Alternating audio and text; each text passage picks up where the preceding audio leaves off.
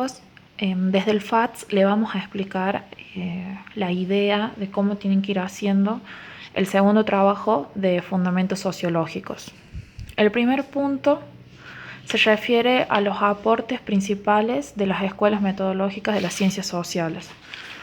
Ahí tenemos el positivismo. El positivismo es una teoría filosófica que considera que el único medio de conocimiento es la experiencia probada o verificada mediante los sentidos. Dentro de esto tenemos diferentes tesis, que son todas estas, que expone el positivismo.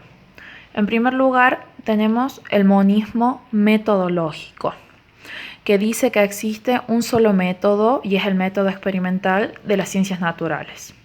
El segundo tenemos objetivo de conocimiento, que se refiere a dar una explicación causal que le permita formular leyes universales. En tercer lugar tenemos que el investigador no debe involucrarse. Es decir, que el investigador, al momento de investigar, debe ser neutral en su estudio. No debe tener influencia de sus pensamientos ni tampoco influencias externas. Luego tenemos la reducción de los hechos sociales a dimensiones externas. Acá estudia cómo las estructuras sociales nos condicionan, nos moldean y nos influyen. Luego tenemos la teoría crítica. Con respecto a esto, durante la Primera Guerra Mundial surge la primera escuela de Frankfurt, que criticaba al positivismo y también criticaba la historia de los fenómenos sociales y dice que no podemos usar el método experimental para los hechos históricos.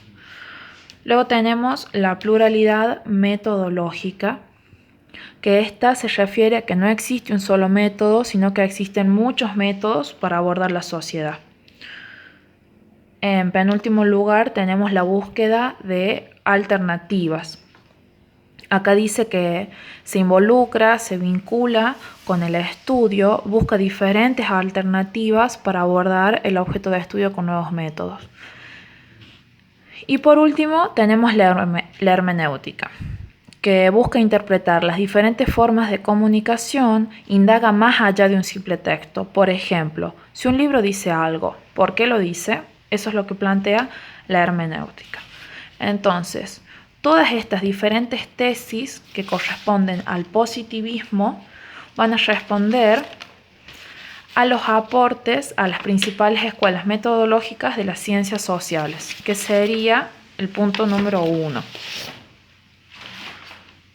Con respecto al punto número 2, pide explicar el funcionalismo. El funcionalismo imagina a la sociedad como un sistema complejo, cuyas partes trabajan juntas para fomentar la solidaridad y la estabilidad. Existen pautas y regularidades. La estructura social en este caso es la que da forma a la familia y comprende a la sociedad de acuerdo a sus funciones.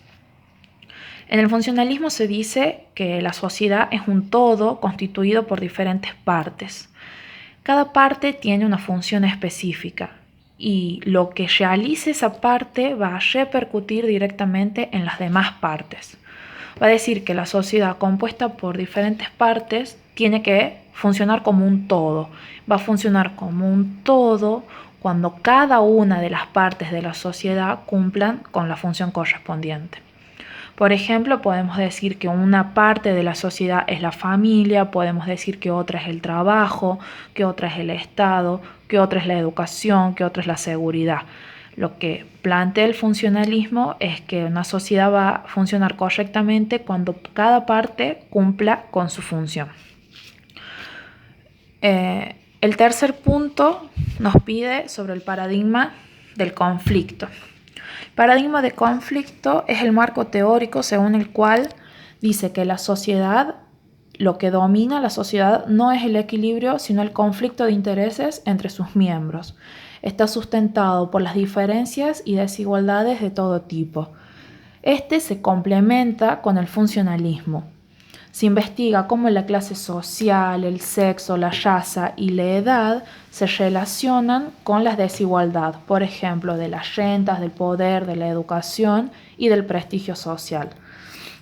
Quiere decir que como una persona, si pertenece a cierta clase social, si pertenece a cierto grupo, si tiene cierta edad o es de cierto sexo, tiene privilegios o no los tiene en cuanto a su clase social, en cuanto a su prestigio, en cuanto a su poder y en cuanto a su educación. Estas dos corrientes son macro, son de la macrosociología. Acá se dice, dicen los autores, que es como si un helicóptero anduviese sobre una ciudad y vería desde lo más grande, macro es grande, estudiaría desde lo más grande hasta lo más pequeño. Esto estudia la sociedad desde una mirada macro, desde lo grande hasta llegar a lo pequeño. A diferencia del paradigma de la acción. El paradigma de la acción es la actividad número 4. Este dice que tiene como punto de partida a las personas en concreto, ¿sí? Cada persona es el punto de partida. Cómo se orientan y cómo actúan estas personas en su relación con otras personas y cómo lo hacen de acuerdo a los diferentes significados. Esto tiene una orientación micro. ¿Por qué? Porque va a estudiar a la sociedad desde el comportamiento individual de cada persona. El fundador de esta teoría es Max Weber.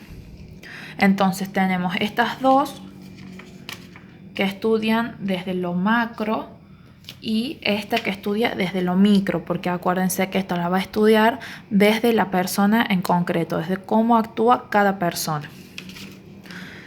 Y por último tenemos el punto 5, que es sobre los aportes metodológicos de Boaventura Sousa Santos. Acá yo les voy a nombrar los elementos centrales. En primer lugar tenemos la crítica a la modernidad.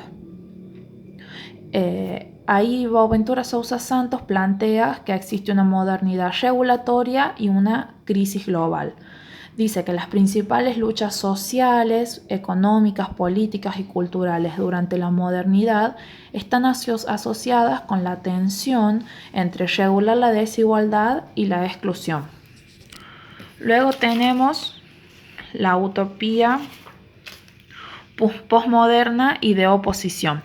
Acá dice la utopía de Santos, que tiene una dimensión moderna, pero también una posmoderna. La primera dimensión, es decir, la moderna, conecta facetas de la modernidad olvidada o postergadas y que no se convirtieron en mecanismos de regulación, mientras que la posmoderna la conecta con el reconocimiento de la crisis social actual. Y por último, tenemos la transición paradigmática hacia una epistemología del sur. Acá dice que la ciencia reguladora se convirtió en una práctica de generación de conocimiento, ¿sí? La ciencia genera conocimiento, que niega la validez de otras formas de producción del saber. O sea que considera que solamente se genera conocimiento mediante la práctica. La idea es que ustedes puedan